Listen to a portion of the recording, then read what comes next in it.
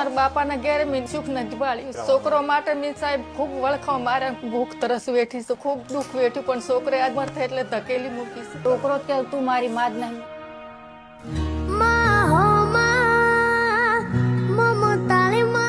ગાંભોઈ તાલુકાના ચોપલનાર ગામથી ઇન્દિરાબેન એમનું દુઃખ વ્યક્ત કર્યું. 2 દીકરા હોવા છતાં આશ્રય નથી, પણ જેનું કોઈ નથી એના માટે જ અમે છીએ. આચલ વૃદ્ધાશ્રમમાં નવા પરિવાર સાથે તેમના નવા ઘરમાં સ્વાગત છે.